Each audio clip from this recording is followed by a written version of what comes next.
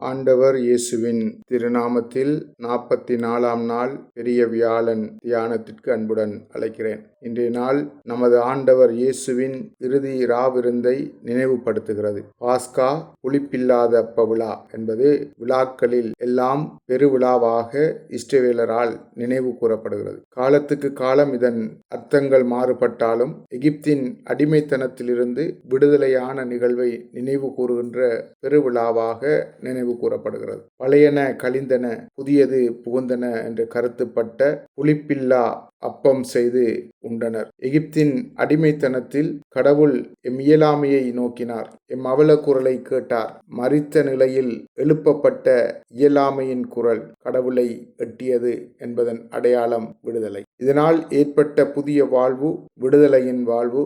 எசேக்கியேல் தீர்க்கதரிசியின் மொழிகளில் கூறுவதானால், உலர்ந்த எலும்புகள் உயிரடைந்தது என்ற நிலையை உருவாக்கும் கடவுளின் செயலை நினைவு கூறும் விழா. உலர்ந்த நிலையில் இருந்த பழைய வாழ்வு உயிர் பெற்று எழுகிற புதிய நிலையை தருகிற புது வாழ்வுதான் பாஸ்கா.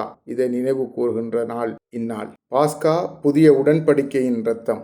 இந்த கிண்ணம் என் இரத்தத்தால் நிலைப்படுத்தப்படும் புதிய உடன்படிக்கை. நீங்கள் இதிலிருந்து பருகும் போதெல்லாம் என் நினைவாக இவ்வாறு செய்யுங்கள் என்றார் 1 கொரிந்தியர் 11:25. புதிய உடன்படிக்கையின் இரத்தம் பாவ வாழ்விலிருந்து எம்மை மீட்டு புது வாழ்வை தருகிற உடன்பாடு.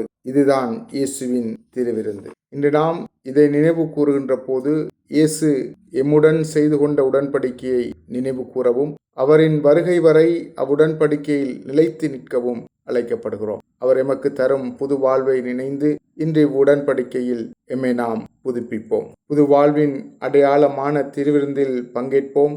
ஆண்டவர் எம்மோடு கூட இருந்து எம்மை ஆசீர்வதிப்பார். ஆமென்.